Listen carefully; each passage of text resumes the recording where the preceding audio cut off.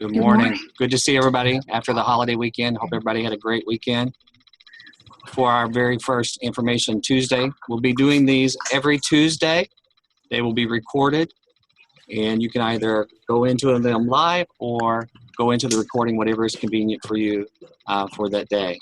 What I'm going to do this morning is I'm going to mute everybody first and then unmute Catherine and myself, and so we can get ourselves started. Give me just a second.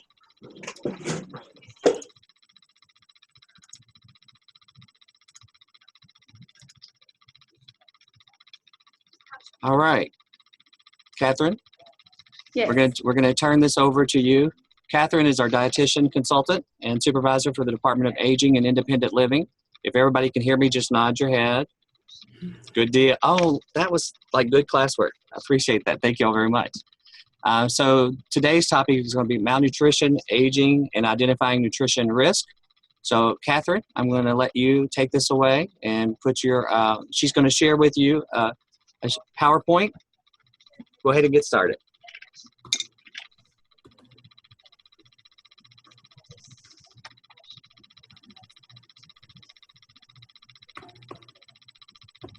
Okay, just to get started, I want to go through these slides fairly quickly because just to save you all some time. Can you see the slides?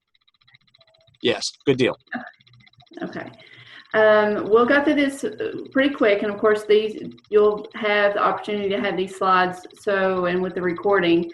But what I wanted to do is just talk about Malnutrition Awareness Week. It's September 18th to the 22nd. It's a 6th annual Malnutrition Week, and there's a couple of websites here that you're welcome to go to, download the free resources, posters, toolkits.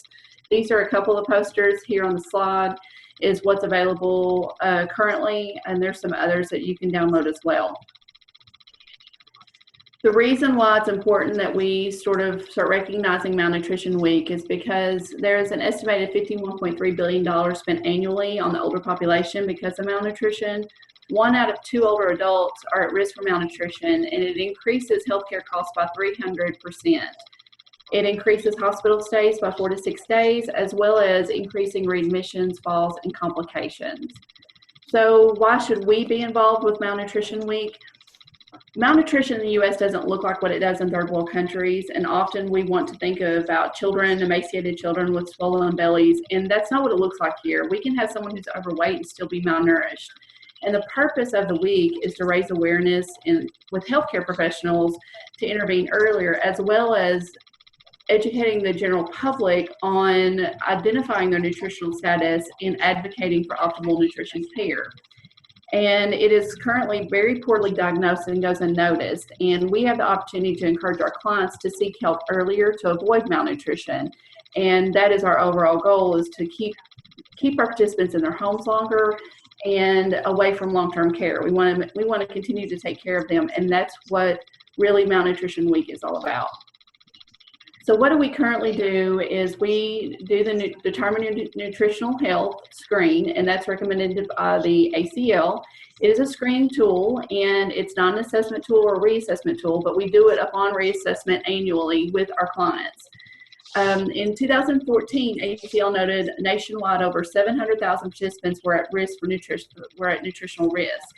The screening tool does not identify malnutrition, but what it does is it helps to identify the risk that they have to help us avoid them getting malnutrition. It helps bring us into the factor to keep them from becoming malnourished.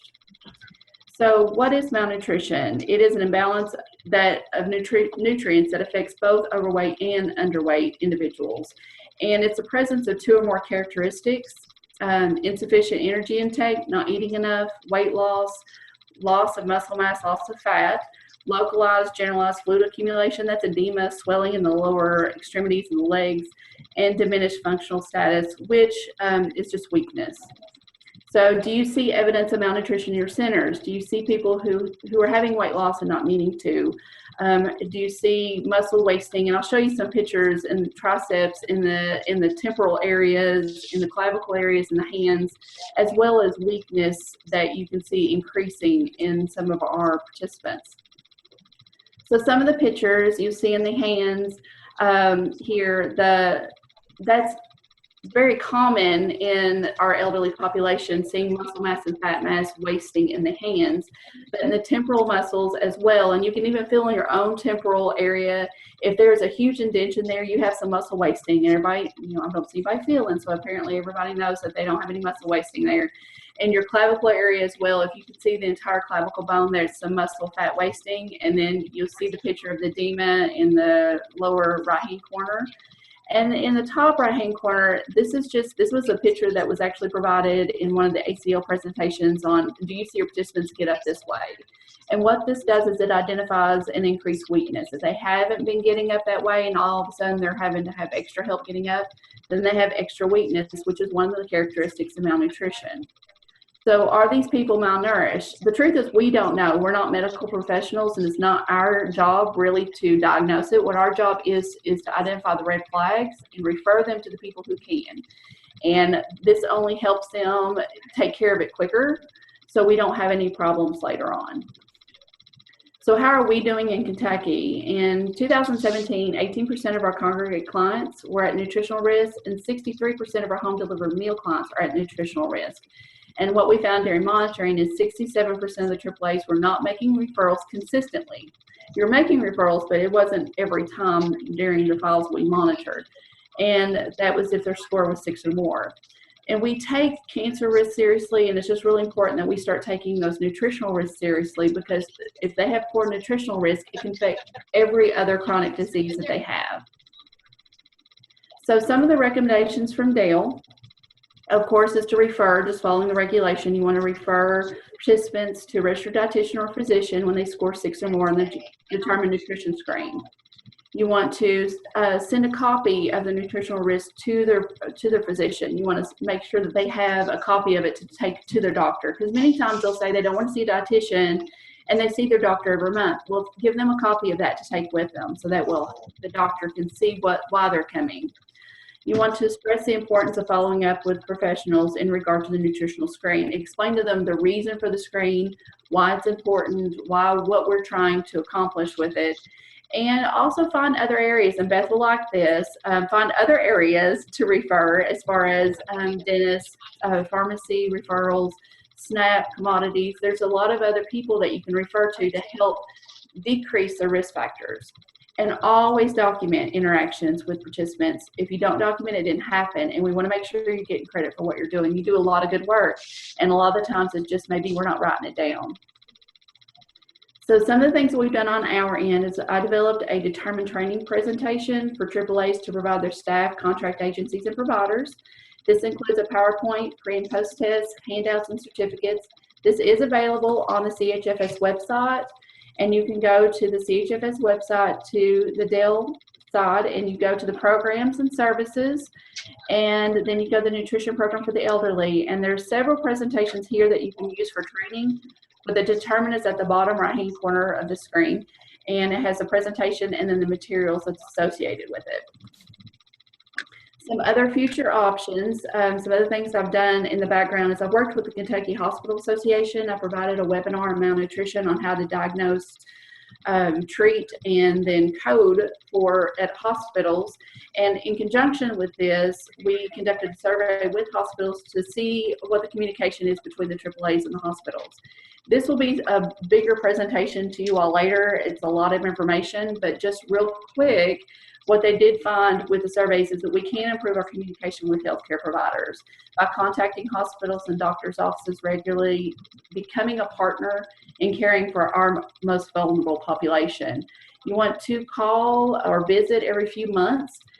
You don't want to, you can't just send an email, because we all know how we get a lot of emails. You all get a lot of emails, and those get lost sometimes. So you want to make sure that you're keeping communication in different ways. You don't want to just contact the discharge planner, although they're the most important with us. We want to make sure we're talking to the quality improvement coordinators, the director of nursing, the CEOs.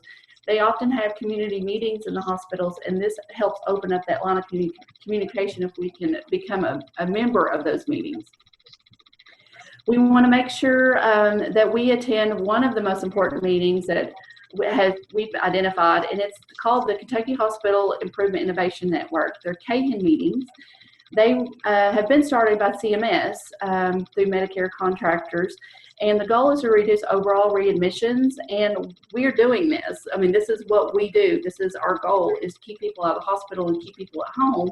So we need to become a voice in these meetings. And the Kentucky Hospital Association has stated that this would be a wonderful place for us to make our presence known and engage with the other post-acute providers. And the Kentucky Hospital Association has offered to help facilitate our entry into these meetings. And there'll be more information to come. They'll be sending me these meetings, and I'll send them out to the regions where these meetings will be held. I hope to attend, but I also would like at least the AAAs in that region to attend these meetings if available. Other resources and ideas is Market Your Worth. We have developed a brochure about the services within our department, and we want to make sure that that gets out. So we have those brochures available. A couple of districts are interested in starting the malnutrition screening tool, and this can be done with a pilot, just to be done on paper, not through SAMS the first year, just to see what kind of data we can collect, and then we see how helpful it is, and we can always add it later. But if you consider adding the malnutrition screening tool, it's a 2 to 3 question screening tool. It's reliable and validated. These questions are in the determined screen, so it's really just sort of writing them down separately as you're doing these other screens, and we'll collect this information at the end of the year. And what this does is, by collecting this data, it helps us communicate better with insurance payers to see that, you know, what we're finding, the number of people at risk for malnutrition, and then what our services can do to help that. And also, if you have outcome data, any kind of outcome data that you have on how your services are decreasing these risk factors, this information is what insurance providers are looking for and what they're interested in trying to find new ways to pay to keep people out of the hospital. And we're doing a lot of good work, but sometimes we don't get credit for it because we're not really collecting all this type of data to share.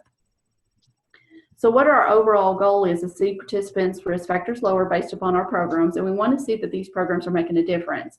And we want you to get credit for what you're already doing. You're doing good work, and we want to make sure that you're getting the credit for it.